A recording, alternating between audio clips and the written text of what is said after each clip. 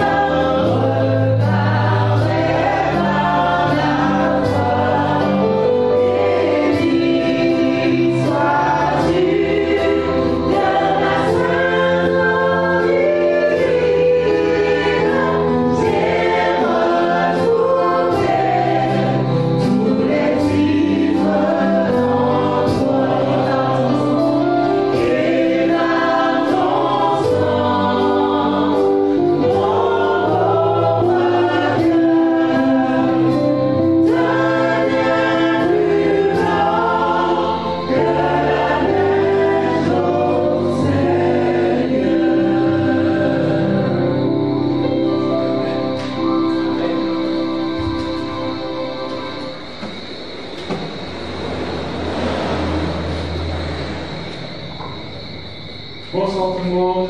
Bonsoir. J'espère que vous allez bien. Oui. J'espère que vous avez passé une bonne semaine. Oui. Mais on remercie vraiment le Seigneur pour ça. Et j'aimerais vous dire ensemble ce soir, vraiment, on peut avoir nos épreuves, nos difficultés, nos luttes du quotidien. Mais rappelons-nous que le Seigneur nous aime. Amen. Ne perdons pas ça de vue. Le Seigneur nous aime. Et il revient bientôt. Amen. N'oublions pas ça. Je vous souhaite à tous une chaleureuse et cordiale bienvenue. On va se mettre à genoux pour ceux qui le peuvent pour la prière.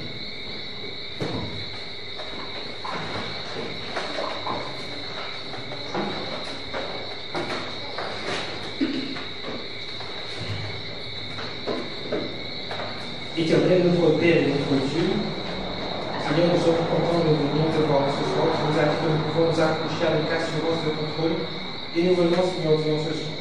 Tendre Père Céleste, tu vois que chacun de nous, on a besoin de recevoir, Seigneur mon Dieu, une onction, une bénédiction spéciale, Seigneur Dieu, ce soir. Tu as choisi, Seigneur mon Dieu, ton messager, Seigneur Dieu, à la personne de Christophe. Seigneur Dieu, merci de parler à travers de nous. Merci, Seigneur mon Dieu, de vraiment répandre, Seigneur Dieu, cette bénédiction sur chacun de nous ce soir. Papa, nous nous attendons à toi. Nous nous confions en toi et nous te remercions déjà pour ce que tu fais et ce que tu feras. Au nom de Jésus. Amen. Nous allons tenir debout pour entendre le chanter.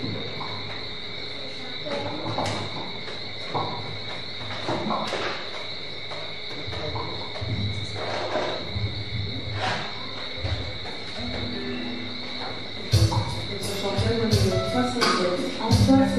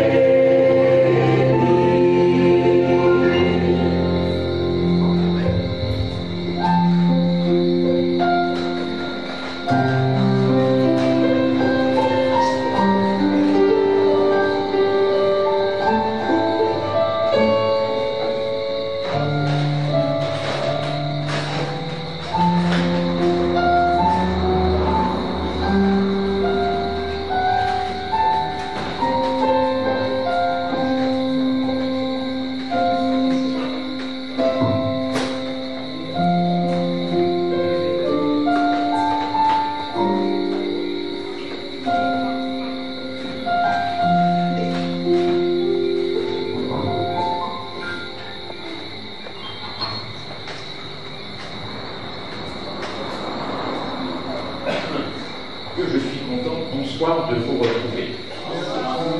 Ça fait plaisir, on a tous passé, j'imagine, une bonne semaine. Même si peut-être qu'elle a été ponctuée par des hauts, par des bas. Bon, écoutez, on est là, on est en famille, et c'est le principal. Donc, salutations encore une fois à votre Église, à ceux qui ont invité, ont souhaité partager un petit peu cette parole. Et je salue ceux que je n'ai pas pu voir mercredi soir, puisque nous avons commencé mercredi. Je voudrais vous rappeler la citation de Madame White. C'est un petit peu le fil conducteur, n'est-ce pas? Le Christ désire intensément voir son image réfléchie dans son Église lorsque son caractère sera parfaitement reproduit dans ses disciples. Il reviendra pour les réclamer comme sa propriété. Comme ça, les choses sont claires, je l'espère. Les paraboles de Jésus, page 51. Alors, nous avons vu André, que j'ai qualifié d'effacé puis d'entreprenant. Et qui d'autre on a vu? Jean, qu'on peut qualifier de possessif. Ce sont des traits de caractère que vous et moi, nous partageons peut-être.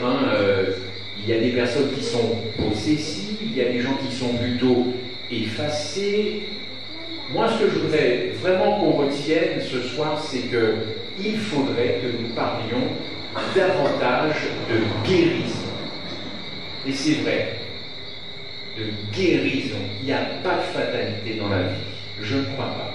En tout cas, pas au nom de l'Évangile qui transforme. Donc, parlons davantage de guérison, Ça encouragera ceux qui sont fatigués, découragés dans la panade, ceux qui ne s'en sortent pas.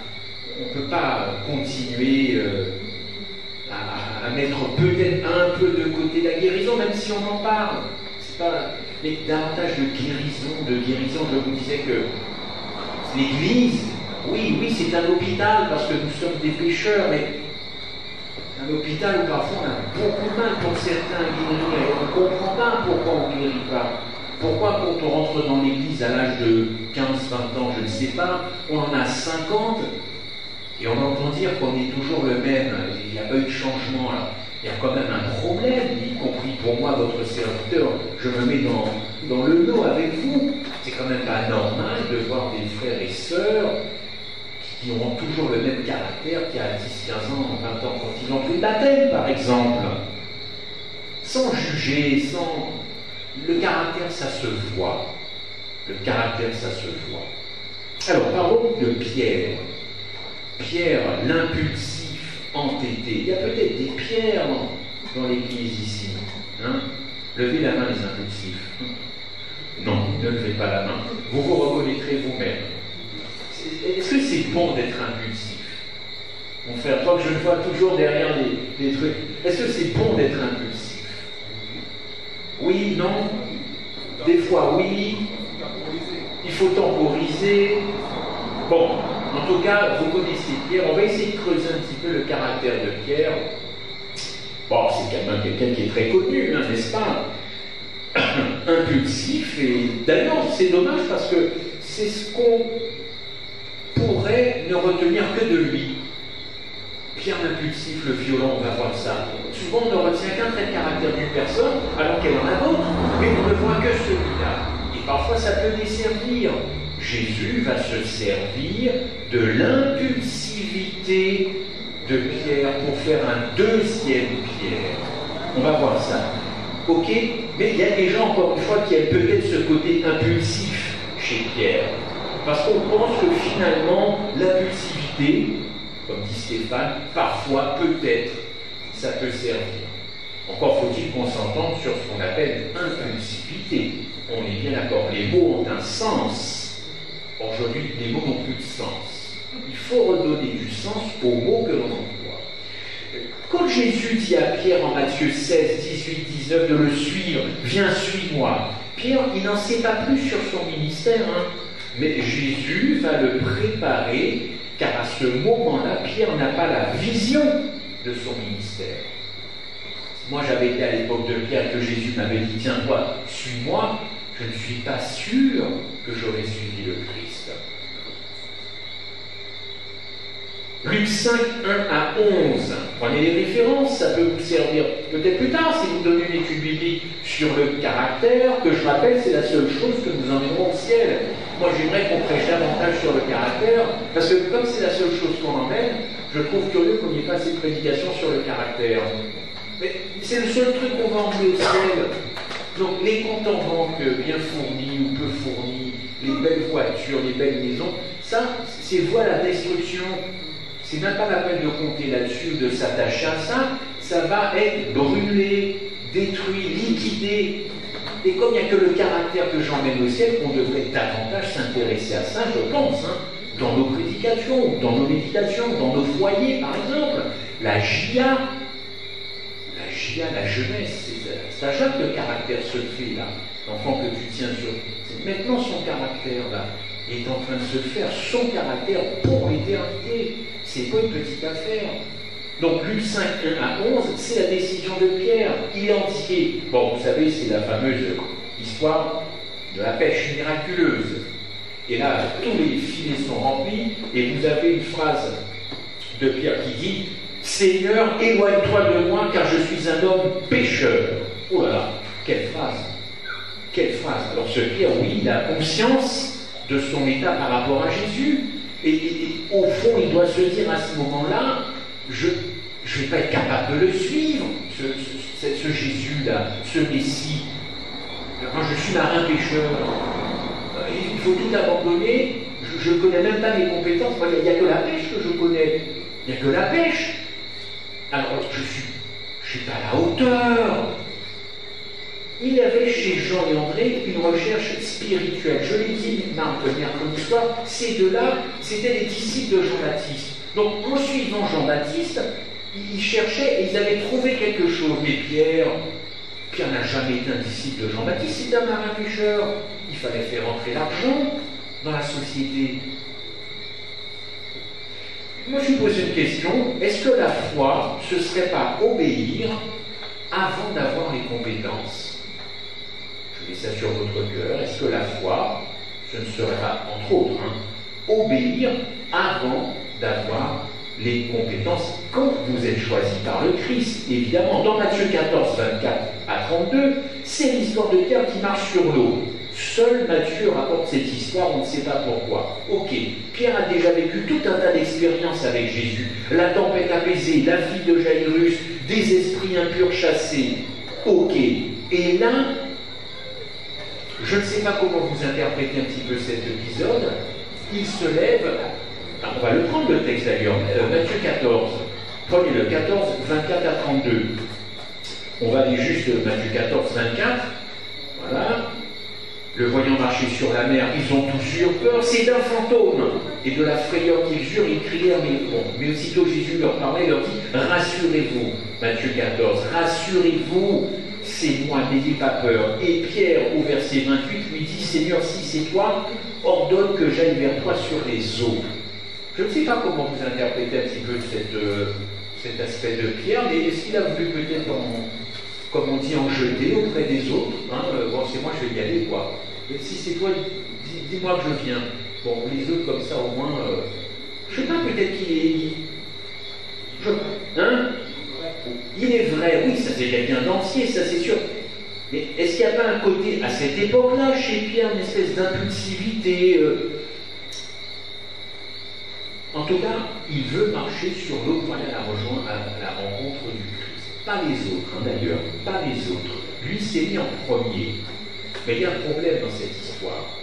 C'est le fameux si. Le si, c'est du conditionnel. Et là, Jésus n'a pas tellement dû apprécier.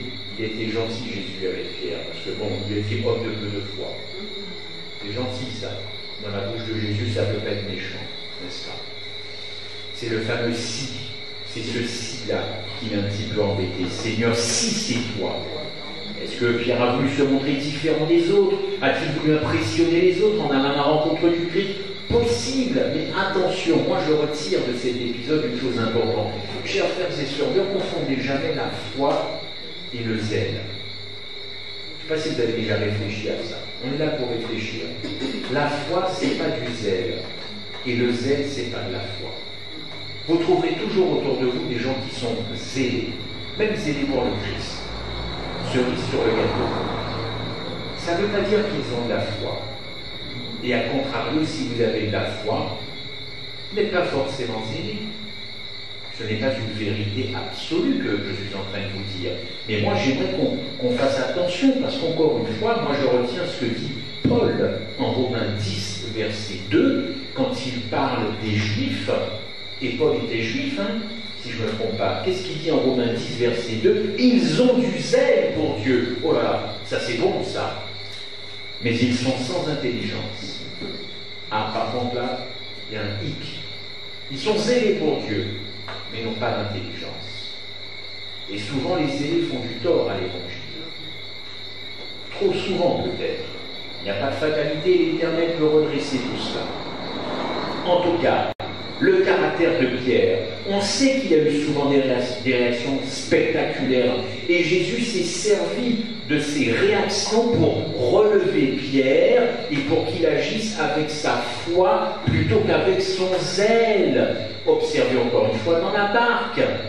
Il ne dit plus à Jésus, Seigneur, éloigne-toi de moi, comme l'épisode des filets remplis, mais là, qu'est-ce qu'il dit ? Seigneur, sauve-moi. Ah, c'est pas pareil. C'est différent de dire à quelqu'un, éloigne-toi, et quelques temps après, sauve-moi. On a déjà un Pierre qui est en train d'évoluer quand même. Son impulsivité, son zèle est en train d'être travaillé. Jésus a appris à Pierre à gérer sa sensibilité car c'était quelqu'un, comme on dit, à fleur de peau. À fleur de peau. Il ne fallait pas trop le chauffer, Pierre. Il ne fallait pas trop venir près de lui, commencer à l'asticoter. Parce que c'était quelqu'un qui pouvait vous en mettre une directe. D'ailleurs, au lieu d'en mettre une, je crois bien qu'il a coupé l'oreille de quelqu'un. Hein? On va voir ça aussi. Donc, s'il y a des frères et sœurs là qu'il ne faut pas trop asticoter, et il y en a beaucoup partout, au travail, dans certains loisirs, peut-être au sport. Attention, parce qu'on a asticoté Jésus, et regardez comment Jésus a répondu à l'asticotage.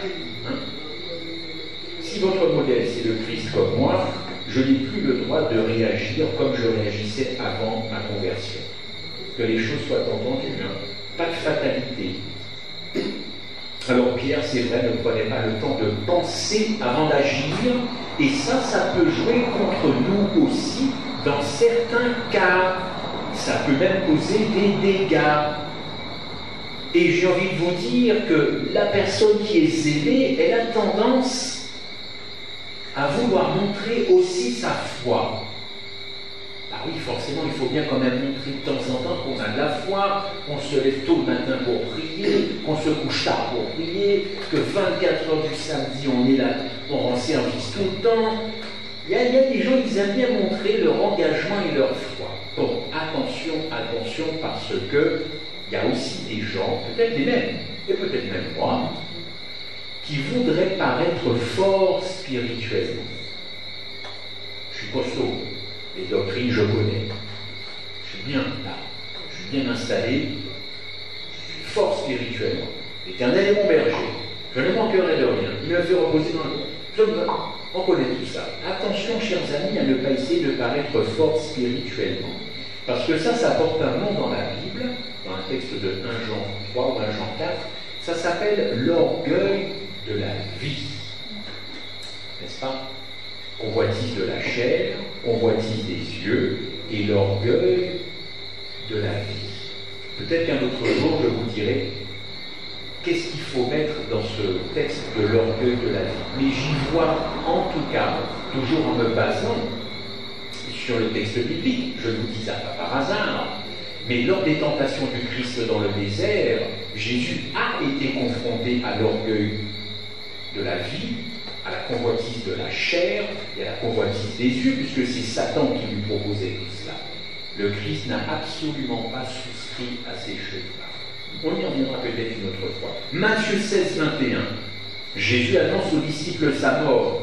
Côté impulsivité, encore une fois. de notre ami Pierre. Pierre dit à Jésus, à Dieu ne plaise, Seigneur, cela ne t'arrivera pas. Matthieu 16, 21. Que faut-il retenir de ce texte? Quand on lit un texte biblique, évidemment, je ne vous apprends rien, il faut en retirer un maximum d'informations et aussi de choses qui vont nourrir notre foi. Un impulsif, selon moi, a une tendance à être la proie de ses propres impulsions. Et l'impulsivité, si on a une définition à donner, on va dire que c'est un acte soudain et irrésistible qui échappe au contrôle de la personne. Est-ce que ça vous va comme définition? C'est un acte soudain, imprévisible, qui échappe à mon contrôle. Impulsivité, n'est-ce pas? Eh bien, c'est le problème de Pierre, parce que Pierre, il se connaît mal. Sauf que Jésus a choisi Pierre. Et de cette sensibilité à fleur de peau, Jésus-Christ va faire quelque chose de merveilleux et d'extraordinaire.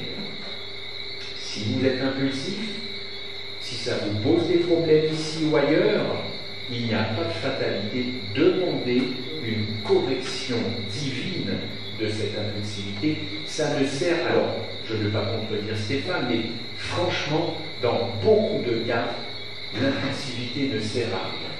Quelqu'un qui vous fait que le poisson, bon, tu es impulsif, ça va être un gros mot. Ça va être peut-être, vous savez, peut-être un bras d'honneur, je ne sais pas, voilà. Ça dit, ça n'a pas plu, il a coupé la route. Ça sert à quoi? Ça sert à quoi d'être impulsif au volant? Sauf si ça vous sauve la vie, parce qu'au dernier moment, vous faites un truc comme ça, et vous êtes dit, ok, ça c'est peut-être un réflexe de conduite, et de l'impulsivité verbale. L'impulsivité, ça se voit dans les yeux. Franchement, on n'est pas là pour ça, c'est la fin des temps. Notre conduite, la mienne, doit être à l'image du Sauveur, n'est-ce pas? Alors oui, cette sensibilité, elle sera d'autant plus influencée par le Saint-Esprit, mais encore une fois, Pierre devait savoir qu'est-ce qui animait cette impulsivité. On ne peut pas dire à Jésus-Christ, non, tu n'iras pas à Golgotha. Franchement. Comment on peut dire ça au Christ? Tu n'iras pas à Golgotha. À Dieu ne plaise, cela ne t'arrivera pas. T'as beau être Pierre, enfin quand même, je suis le Fils de Dieu, je sais où je dois aller quand même. Voyez, Pierre ne force pas le trait, il est comme ça, il n'est pas en train de jouer un rôle, on n'est pas au théâtre. Et il y a des gens impulsifs. Partout, travail, foyer, église. Regardez, la foule voulait faire de Jésus un roi. Jésus a contraint ses disciples à s'écarter de la foule et à monter dans la barque. Pourquoi? Parce qu'on est très vite influencé par la foule. Les mouvements de foule. N'est-ce pas? Alors c'est vrai que, toujours dans cet épisode, Jésus va leur demander leur opinion personnelle. À chacun. Qui dites-vous que je suis? Qui dites-vous que je suis? Oui, c'est vrai, car c'est facile de dire ce que les autres pensent. Tant qu'on ne parle pas des autres, tant qu'on ne parle pas de soi, on ne prend pas de risque. C'est facile de parler des autres. Et quand il s'agit de faire le point dans sa vie à soi, là c'est plus compliqué. Alors vous connaissez la réponse de Pierre, tu es le Christ, le Fils du Dieu vivant. Ah oui, c'est vrai que Pierre, il avait des fulgurances comme ça. Tu es le Fils du Dieu. Là encore, quelle fut la réponse de Jésus? Pour que Pierre ne s'attribue pas encore une fois le mérite de dire « c'est moi qui t'ai reconnu premier ». Jésus lui répond « ça ne vient pas de toi ». Je sors une vérité, je t'empêche d'aller à Golgotha, je veux marcher sur l'eau parce que ça ne vient pas de toi. C'est beau ça. J'aime bien quand le Christ nous rappelle à l'ordre avec bonheur, amour et douceur. Et douceur. N'est-ce pas? La réaction de Pierre, encore une fois, ça ne peut pas tarder. Pierre se croit investi maintenant du Saint-Esprit au point de dire cela à Jésus. Au fond, il a la grosse tête. À ce moment-là, c'est l'orgueil. Matthieu 16, 21, ça ne va pas t'arriver. Oh, chers amis, on peut très bien avoir une parole inspirée. Le reste ne suit pas toujours. Et moi, le premier. J'ai beaucoup de mal dans le métro parisien à délivrer l'évangile, comme parfois je vois des gens qui entrent dans la rame et qui disent Jésus revient. Ça, c'est une vérité. Je ne sais pas, j'ai du mal. Peut-être me prendre la honte. peut-être dans la rame, quelqu'un qui me reconnaîtrait. Semblable, tu es chrétien. Je ne sais pas. Je ne sais pas. Je réfléchis à ça. Il y a d'autres façons aussi d'annoncer le retour du Christ. Mais là, vous savez, à 8h du matin, les rames sont bombées. Bon, sauf qu'ils ont tous des écouteurs, des AirPods, alors je ne suis pas sûr qu'ils entendent le message. Il y en a qui dorment. Mais il y a des hommes et des femmes qui sont courageux, je les vois. Et j'aimerais bien un jour discuter avec eux. Courage, courage. Il en faut aussi du courage dans la vie chrétienne. Oui, parce que je viens de le dire, on peut avoir une parole inspirée, mais le reste ne suit pas toujours. Ou on peut aussi ne pas être tout court inspiré. Parfois, on se croit inspiré. On se croit investi du Saint-Esprit pour aller tel ou tel endroit. On n'est pas plus investi du Saint-Esprit que les mouches qui nous piquent ou les moustiques. Parfois, pourquoi je dis ça? Parce que c'est souvent dans l'humilité que le Saint-Esprit agit. Si le Saint-Esprit voit quelqu'un qui commence à avoir des chevilles qui gonflent, et une tête comme ça, comme une pastèque, il ira peut-être chez quelqu'un qui se sent plus humble. Il y a une belle parabole là-dessus, n'est-ce pas? Vous connaissez votre Bible. Le pharisien et le publicain, quelle parabole! Quelle parabole! L'un des deux est justifié et tout le monde pense que c'est...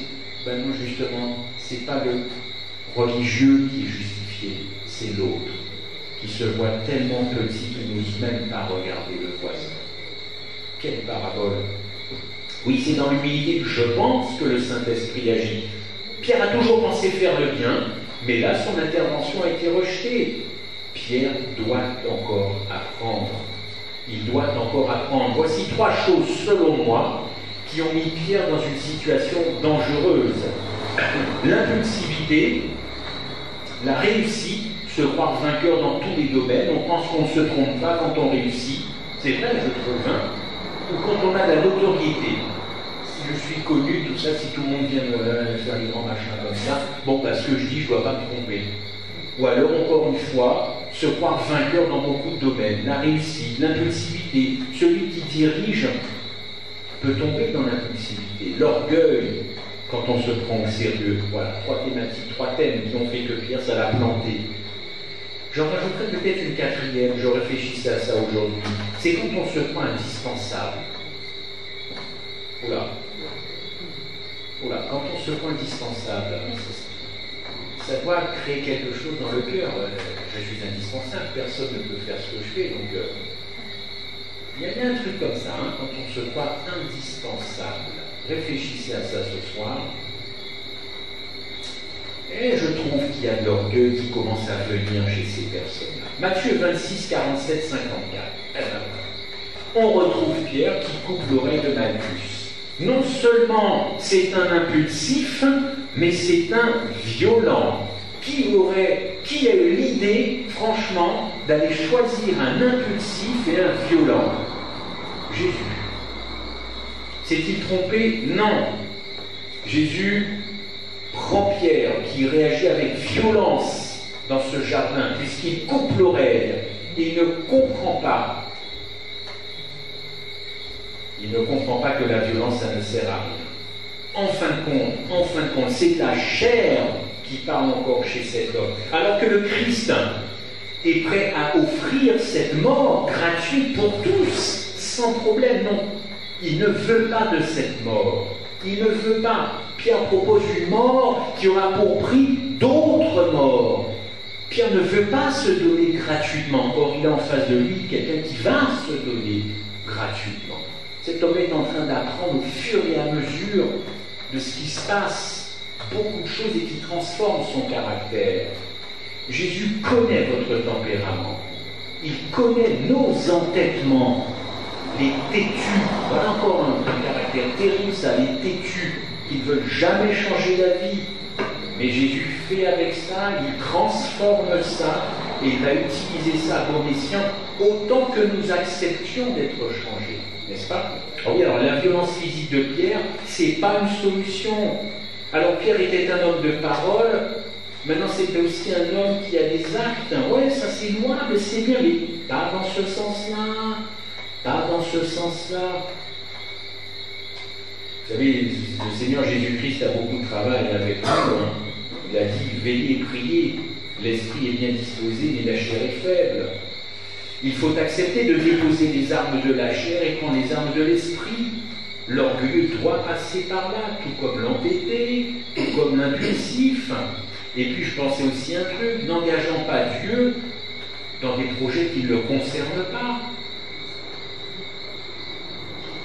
C'est pas pour vous, mais parfois Dieu n'a rien à voir avec vos projets.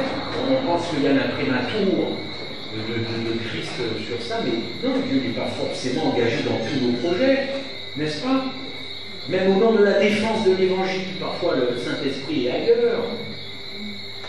Bon, acte 2, c'est la Pentecôte. Ça tombe bien, c'est vraiment la Pentecôte.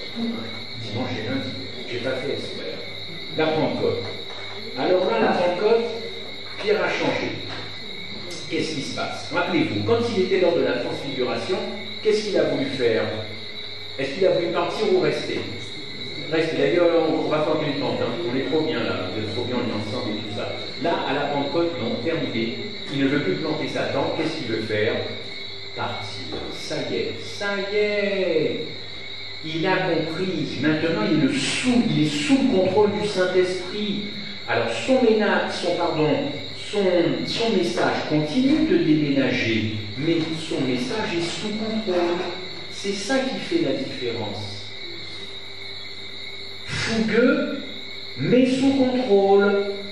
Avant, Pierre intervenait seul devant Jésus. Maintenant, il continue d'intervenir, mais sous l'autorité du Maître. Dans Acte 1, verset 8, là c'est très clair, Pierre est soumis au Saint-Esprit et il va agir avec assurance. Regardez ce texte de Acte 4, verset 19. Prenez-le. Acte 4, 19. Là, Pierre ne réagit plus avec la chair. Acte 4, 19. Il ne réagit plus avec la chair. Et puis il y a surtout le texte de Acte 10. Alors prenez plutôt Acte 10, verset 11. Acte 10, verset 11. Et ça, c'est terrible pour Pierre. Et si Pierre n'avait pas changé, il n'aurait pas supporté cet épisode de Acte 10, verset 11. C'est la vision des animaux purs et impurs. Écoutez, je dois vous dire que pour un juif, recevoir une vision comme ça, n'est-ce pas? C'est très difficile à comprendre pour Pierre. Hein. Les Romains ont tué son Seigneur et il est envoyé chez un centenier pour parler de Jésus. C'est quoi cette affaire-là? Je répète, les Romains ont tué le Christ et il est envoyé chez un centenier romain pour parler de Jésus. Alors ça, c'est très compliqué. Très, très compliqué.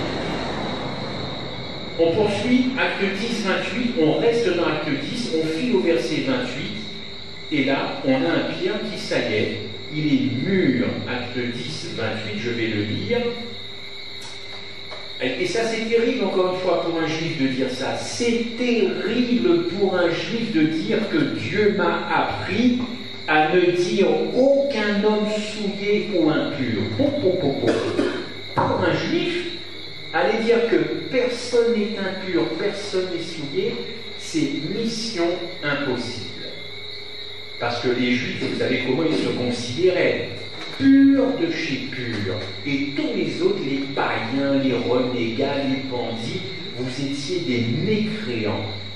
Écoutez, le Saint-Esprit est passé par là, et Pierre, la colonne de l'Église, est en train de dire Dieu m'a appris à ne voir personne comme impur.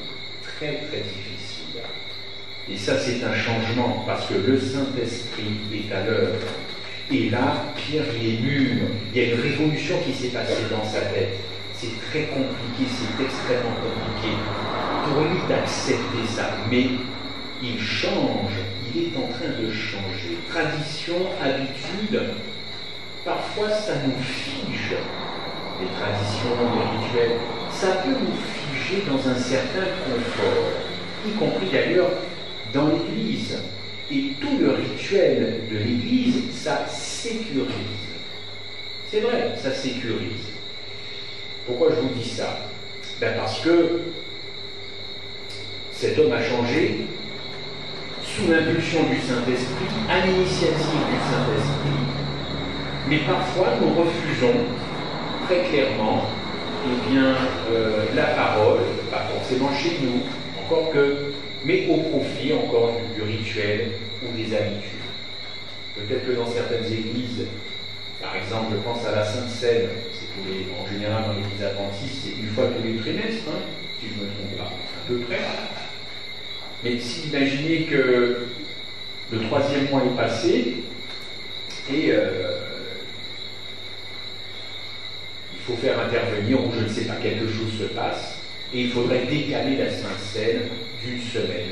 Bon, on pourrait imaginer que certains n'apprécieraient pas de décaler cette Sainte Seine.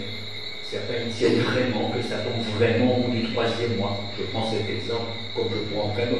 Attention quand même à ne pas frustrer le Saint-Esprit à cause de nos rituels. Voilà, je le dis pour vous, pour moi, parce que parfois il y a des choses qui vont et sûrement nous déranger à la fin des temps, et ne soyons pas trop accrochés à certaines choses parce que ça risque vraiment de bouger dans nos têtes. Alors, Pierre a changé.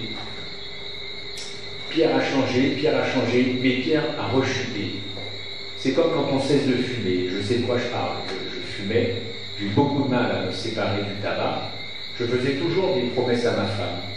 D'ailleurs, je lui fais un petit coucou. Je lui disais, bon écoute chérie, quand on aura un premier enfant, j'arrêterai. Le premier enfant est arrivé, j'ai continué. Du coup, je lui ai dit, quand on aura le 2e, j'arrêterai. Du coup, le 2e est arrivé, j'ai continué. Bon, j'ai pas dit au 3e, on n'en a pas eu le 3e. Mon médecin me disait, monsieur Michel, vous ne verrez pas grandir vos enfants. Vous êtes asthmatique et vous fumez. Autrement dit, vous creusez votre tombe. Bon, j'étais glacé quand elle me disait ça. Sitôt dehors dans les escaliers, hop, j'en brûlais une. Il n'y avait rien à faire. J'avais décidé d'arrêter de fumer. Je n'y arrivais pas. Un soir, j'en ai eu vraiment marre. Et je me rappelle très bien, c'était lors d'un match de basket féminin. Je suis journaliste, donc on m'avait confié un basket féminin. Et bon, alors aujourd'hui ce sont des tiers-temps, des quarts-temps, mais à l'époque c'était 20 minutes, une pause et 20 minutes. À la pause, je dis c'est ma dernière cigarette, j'en peux plus. J'en peux plus. Bon, j'ai tenu jusqu'à un mariage d'un ami où j'ai rechuté. Toute une soirée à compter, comme ça. Et là je m'en voulais énormément. Je n'étais pas dans l'évangile. Mais il y a une fois qui me disait, surtout la voix de mon médecin, enfin je pense que c'est le Saint-Esprit qui se servait de mon médecin, je suis en train de creuser ta tombe. Bon, maintenant j'en suis débarrassé depuis maintenant 25 ans, je crois, mes poumons sont bien. Ça ne m'a pas empêché de faire un infarctus, mais ça c'est autre chose. Mais mes poumons sont clean, parce qu'il faut dire aux fumeurs, il y a peut-être des adventistes qui fument en cachette, hein. Peut-être qu'ils fument en cachette. Dès que vous cessez de fumer, je peux vous assurer que très peu de temps après, vos poumons, je ne suis pas médecin, c'est mes médecins, on recouvre vraiment toutes ces facultés. C'est incroyable. Il y a des traces dans le cerveau, mais vraiment on retrouve le souffle, et ça c'est très important, retrouver le souffle. Donc comme quoi tu as bien fait les choses. Même si on peut abîmer ses poumons, on peut quand même très vite retrouver tout cela. Pierre a changé, je veux qu'on garde ça à l'esprit ce soir. Pierre a changé, il a connu ce moment de faiblesse. Rappelez-vous, c'est dans Galates 2, verset 12, vous qui connaissez le Bible, sa chute, c'est quand il mange avec les non-juifs. Et quand il y a Paul qui arrive et tout, hop, il esquive, il s'en va, il les laisse en plan, et là il se fait rabrouer par Paul comme il faut. Rabroué par Paul comme il faut. Petite chute, mais Pierre avait globalement changé, les amis. Globalement changé. Alors soyons sur nos gardes, n'est-ce pas? À tous les impulsifs, à tous les entêtés, à tous les têtus, ne restez pas dans cette situation. Dieu va vous venir en aide. Il faut enlever ces caractères qui sont nocifs, toxique, c'est un mot à la mode, pour la fin des temps. Parce que le caractère que nous préparons ne peut pas s'accommoder de ce genre de caractère. Allez, un deuxième, et ce sera peut-être la fin. Je n'ai toujours pas de montre, je suis très indiscipliné. Je ne fais rien. Merveilleux. Alors j'ai 8 minutes pour parler de Simon. Et ça va le faire. Oh là là, avez-vous étudié Simon, chers frères et sœurs? Simon et Judas, je vous assure, Eh bien, passez quelques soirées à étudier le caractère de Simon et de Judas, vous allez vous dire que nous avons un Dieu fou. Jésus-Christ est insensé, irraisonnable d'avoir choisi ces deux personnages. Mais, comme Jésus n'est pas fou, irraisonnable, regardez ce qu'il a fait de lui. On va commencer avec Simon. Simon, comment on l'appelait Simon? Le zélote, on l'appelait aussi le cananite. Eh bien justement, zélote, ça va ensemble. Simon était très zélé, mais c'était un zélote. Et attention, les zélotes ne rigolaient pas.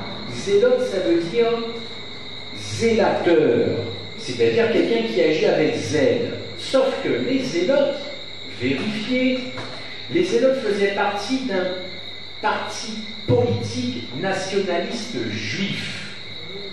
Les plus durs, aujourd'hui, je ne parle pas trop fort, ce serait Daesh. Si vous voyez un petit peu l'état d'esprit des zélotes. Ils faisaient partie de ce parti nationaliste juif afin de résister aux Romains. Ce parti, les zélotes, a dégénéré dans un corps d'assassins, et ce corps d'assassins, on les appelait les sicaires. Aujourd'hui, ce serait le groupe Wagner, que vous entendez dans cette guerre russo-ukrainienne, le groupe Wagner, les gens qui sont capables de tout. Simon était un terroriste juif. Simon assassinait des gens, il tuait des gens. Pour la cause juive, pour la nation juive. Et Jésus savait tout le zèle que Simon avait pour la patrie juive. Simon aimait beaucoup son identité juive. Jésus est allé chercher un terroriste qui tue des gens. Comment ça se fait? Membre de ce parti, qui haïssait les Romains, et Jésus connaissait son engagement politique. Jésus savait son amour pour la patrie. Cet amour qui n'était pas approuvé. Mais comment Simon a-t-il pu suivre Jésus? On pourrait aussi se poser. Pensait-il que c'est Jésus qui allait libérer le peuple juif? Ben oui, quand même. Le libérateur, je vais le suivre, parce que moi je veux qu'on libère mon pays. Je vais le suivre. On va chasser les Romains de la terre juive. On va les exterminer. Il y en a marre de ces Romains. Tuons-les. Jésus connaissait le cœur de Simon. Et là aussi, il va faire passer Simon par tout un tas d'épreuves difficiles. Matthieu 8, verset 5. Lisez ça, mais c'est extraordinaire. Écoutez, Jésus est magnifique. Je n'ai jamais vu un enseignant, un pédagogue comme ça. Hormis qu'il soit évidemment notre sauveur. Mais là, nous sommes dans la pédagogie de Jésus quand il veut changer les caractères des gens.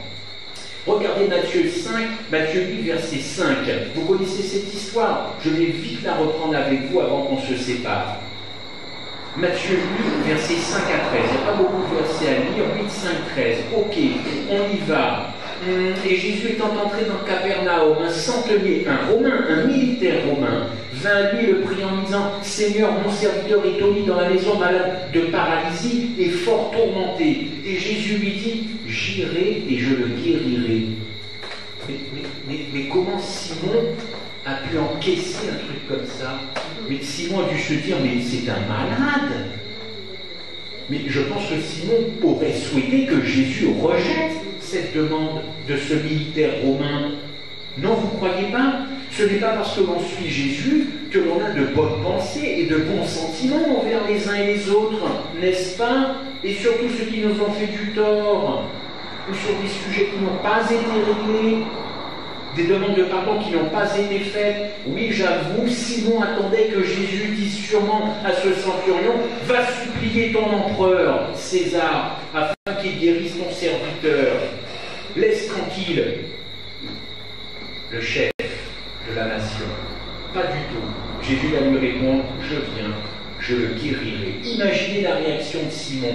Jésus va effectivement guérir le serviteur. Mais comment Jésus peut-il vouloir aller chez ce militaire, ennemi du peuple juif? Je ne sais pas si vous vous rendez compte. 2 secondes, mettez-vous dans la peau de Simon qui va voir Jésus dans la maison d'un centenier pour guérir. Il a dû se dire à un moment, mais je me suis planté, je n'aurais pas dû le suivre. On l'a vendu comme le libérateur de la nation juive, mais il est en train de faire un bitin pour eux. Mais qu'est-ce que c'est que cette affaire? Qu'est-ce que c'est que cette affaire? Ce peuple qui nous écrase de taxes, qui nous tue.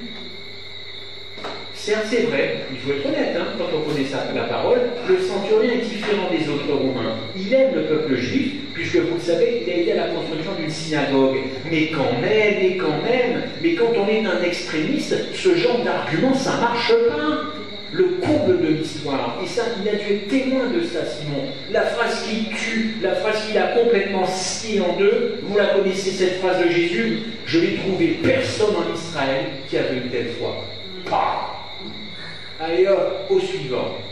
Mais imaginez, alors non seulement tu vas guérir un ennemi, mais tu dis de cet ennemi qu'il n'y a pas une foi commune dans tout Israël. Bon, écoute Jésus, c'est bon, moi je prends mes affaires et je vais trouver un autre leader. Mettez-vous un peu dans la peau de Simon. Mais l'Éternel, Jésus savait. Il savait ce qu'il allait faire de Simon, n'est-ce pas? Il le savait. Et ça, c'est beau, parce que ça reste quand même un camouflet pour cet homme Simon. Même si ce n'est pas lui qui est visé, et même si Jésus exprime une vérité, c'est dur à entendre. Et Simon a dû se dire, mais Jésus marche sur la tête. Il marche sur la tête. Je suis en train de suivre qui? Il est en train d'aider la nation juive. Et moi, je vous pose la question ce soir, vous suivez qui? Si on devait vous poser la question, si Jésus vous donnait ça, qui dites-vous que je suis? Certains vont répondre, tu es notre sauveur.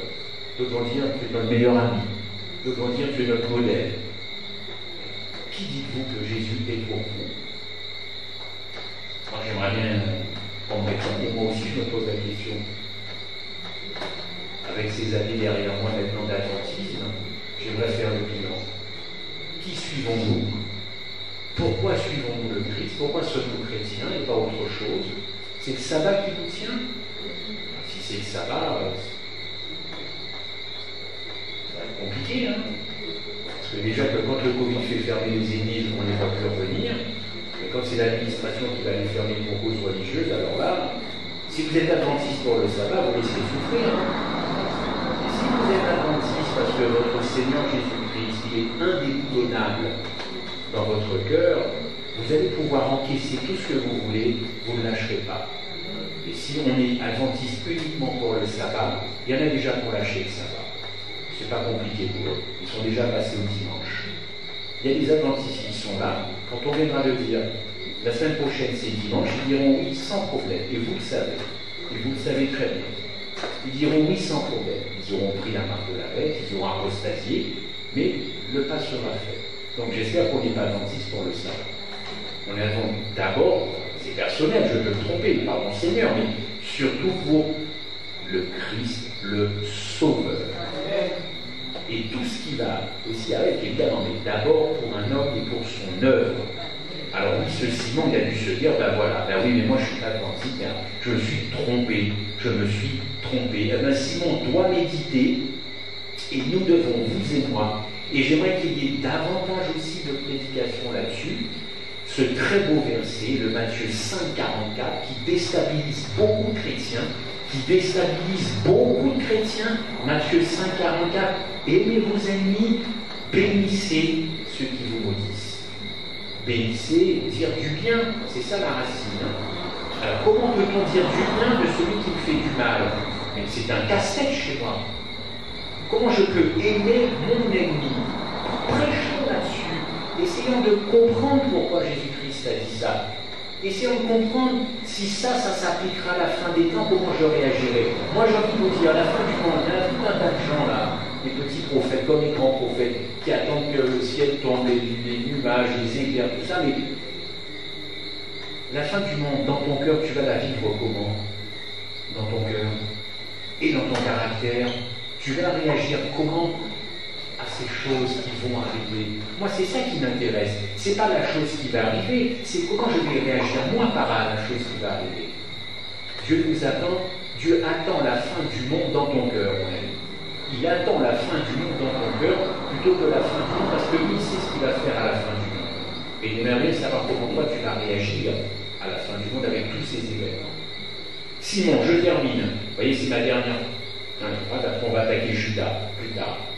Simon n'avait pas compris, en plus de cette phrase de Jésus, aime tes ennemis, bénis ceux qui te maudissent, il n'avait pas compris ce que Paul a écrit plus tard en Galates 3, 28, il n'y a plus ni juif ni grec.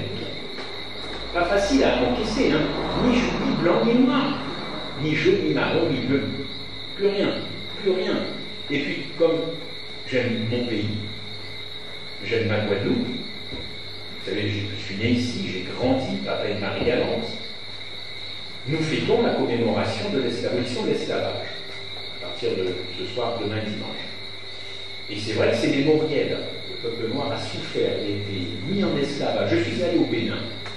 Je suis allé au Bénin, à Cotonou, dans une campagne d'évangélisation. Et les responsables de la fédération ont voulu que nous allions là où tout s'est passé dans la traite négrière, c'est-à-dire la porte, ça s'appelle Ouida. La ville s'appelle Ouida. Faites des recherches. Ouida, c'est vraiment au bord de l'eau.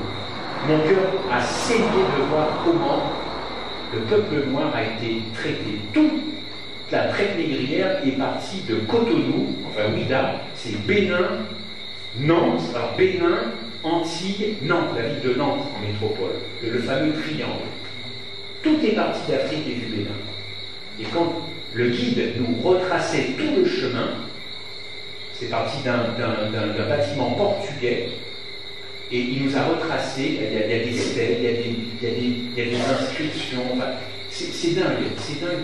Et on a appris quelque chose. De la part de ces guides noirs, ils nous ont dit, vous savez, on dit, Monsieur Leblanc, là, parce que moi, c'était comme ça, Monsieur Leblanc, là, je dois vous dire quelque chose. On était adventistes, mais nous n'étions pas adventistes. Et vous savez, c'est pas que la France qui a fait ça. Les Portugais, même les Africains ont vendu leurs frères noirs au Bénin. Tout le monde était dans le Bénin parce qu'il y avait du business à se faire. Noir, blanc, jaune, tout le monde a fait ces affaires. Je pensais qu'il y avait que les Français et les Anglais et les Espagnols aussi. Il m'a dit non, mon ami, non. Nous, les Africains et les Portugais, parce qu'il y avait une présence portugaise au Bénin à cette époque-là. Bon, ça n'enlève rien à l'histoire, mais c'est terrible. Mais j'ai envie de vous dire ce soir pour conclure, les esclavages, il y en a un qui est plus terrible que tous les autres esclavages. C'est l'esclavage du péché. Celui-là, il enchaîne toutes les couleurs de peau. Il enchaîne toutes les couleurs de peau, et le diable ne fait exception de personne. Il n'en a rien à faire de la couleur de nos peaux. Tout ce qui l'intéresse, c'est de nous asservir dans le péché, jeune, moins jeune, plus vieux, qui vous voulez. Pensez à cet esclavage du péché, parce qu'il est terrible. Alors, pour conclure, et oui, Simon ne comprenait pas tout ça. Ce qu'a dit Paul, il n'y a plus ni juif ni grec, aimez vos ennemis. Maintenant, et après tout ça, ce Simon, il a été zélé pour l'évangile. Pour l'évangile. Voilà. Il a compris. Jésus s'est servi des convictions fortes de Simon pour qu'il puisse attirer les gens à l'évangile. Et non plus ce Simon qui coupe bouillonnant comme ça. Non. Le Christ a transformé ça. Et Simon va devenir un patriote, oui, mais du royaume des cieux. Plus un patriote pour la nation juive, mais du royaume des cieux. Alors il faut dire aux zélés, ceux que vous connaissez peut-être, ou que je connais, qui sont zélés pour l'évangile. Écoute, prêche d'abord le Christ, avant de prêcher pour une cause, avant de prêcher pour quoi que ce soit. Prêche le Christ, sers-toi de ce zèle pour le Christ. Et après, tu pourras nous parler évidemment de tout le reste. L'Éternel est vraiment magnifique de se servir de nos défauts, hérités du péché de nos parents, de tout ce que vous voulez. Parlons davantage de guérison. Il n'y a pas de fatalité à un mauvais caractère, à un mauvais tempérament. Il n'y a pas de fatalité. Merci Seigneur. Amen.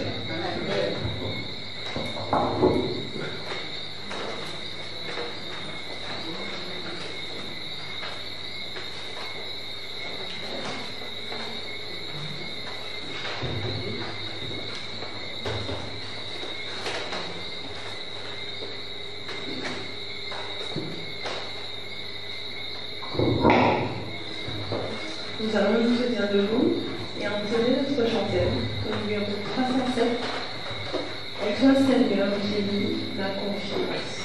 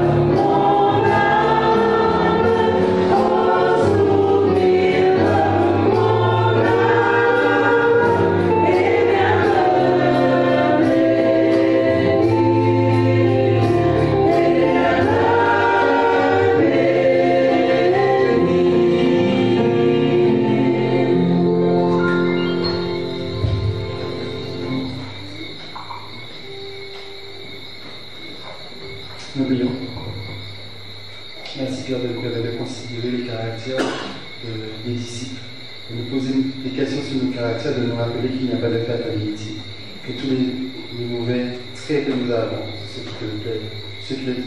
qui te dit plaît, tout ce qui ne te rend pas gloire, que tu peux les rendre tout cela à ta gloire, que tu puisses nous transformer, nous changer à l'image de la transformation opérée à travers ces disciples, que nous puissions toujours avoir en tête que tu es le Dieu de la ici. C'est toi tu veux vraiment, c'est pour transformation de ce caractère que nous allons nous aussi pour l'éternité, de le nom de Jésus. Amen. Bonne soirée à tous, encore bon sabbat. Nous avons rendez-vous demain matin à partir de 9h ici à la communauté de Bruxelles. Que je vous bénisse. Bon sabbat à tous.